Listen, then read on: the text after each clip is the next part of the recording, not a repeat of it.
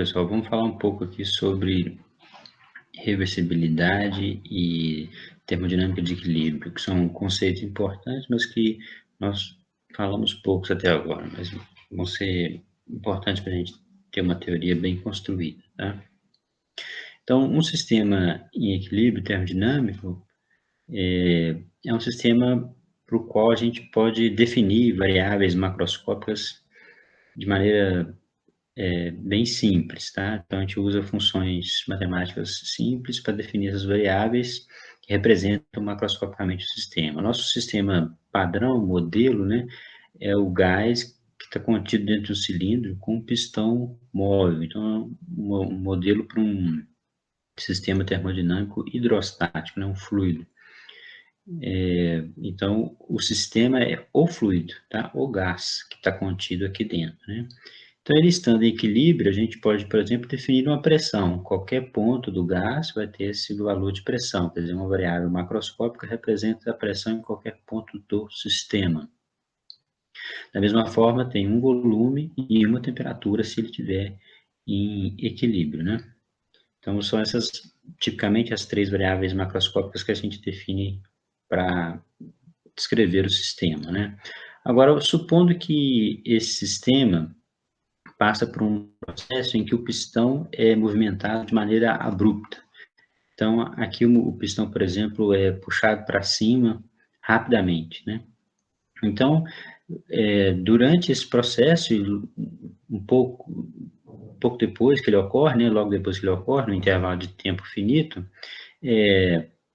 tem uma região aqui dentro do sistema, né, que está aqui representado com essa cor mais clara, em que a pressão é diferente da pressão que está embaixo, quer dizer, não dá para a gente definir uma pressão para o sistema como um todo. Cada ponto do gás aqui, do sistema, tem pressões que são diferentes umas das outras, né? Principalmente na parte superior aqui, quando nessa região do aumento de volume aqui é ocasionado pela movimentação abrupta do sistema, né? Então, não dá para a gente definir aquela variável macroscópica pressão para esse sistema, quer dizer, ele está fora do equilíbrio, a gente não consegue definir a variável, né? Vamos pensar que um tempo depois, né, esse sistema chega num outro ponto de equilíbrio. Então, ele estava num estado de equilíbrio A, aqui no início, né? O pistão foi erguido de maneira abrupta aqui, então está nessa situação B aqui, está fora do equilíbrio, então ele não está num estado termodinâmico bem definido, né? A pressão não é uniforme ao longo do volume ocupado pelo gás aqui, né? E no fim, depois de um tempo mais longo, né, ele atinge um outro estado de equilíbrio, o estado de equilíbrio que eu chamei aqui de C, né? Então, aqui, de novo, a gente tem uma pressão bem definida para o sistema, né? Então, se a gente fosse representar essa variável de pressão, né, ou essa função pressão, ela é bem definida no estado A, está aqui um valor qualquer, né, nesse patamar. Depois que o pistão é erguido aqui, e atinge um outro estado de equilíbrio, ele vai atingir o estado C, um outro estado de equilíbrio. Aqui também é bem definido. Mas no estado intermediário, B, não dá para definir a pressão, porque cada ponto do gás tem um valor diferente, as moléculas estão se movimentando, né? Então, não é possível definir bem as variáveis nesse caso, tá? Como é que a gente resolve esse problema? Quer dizer, tudo que a gente vai fazer vai ser considerado que está na termodinâmica do equilíbrio.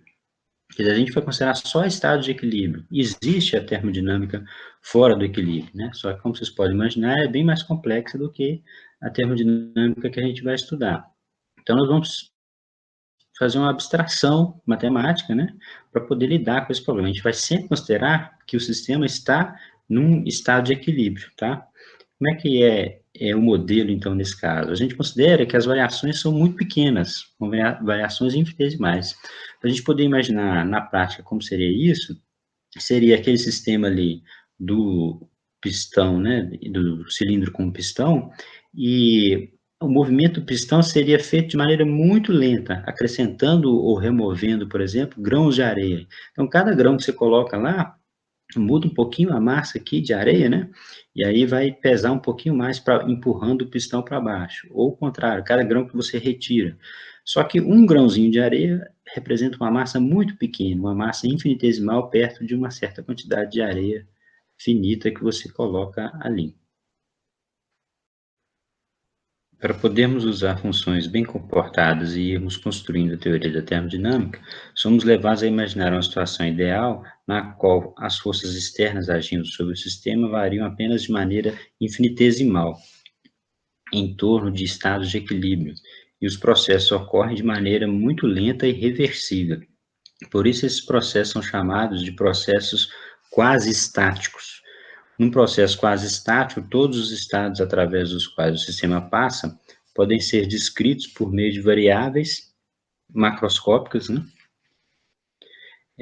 Ou coordenadas macroscópicas que se referem ao sistema como um todo. Assim, o processo reversível ocorre de maneira que, ao fim do processo, tanto o sistema quanto a vizinhança podem ser restaurados a seus estados iniciais sem produzir qualquer mudança no resto do universo.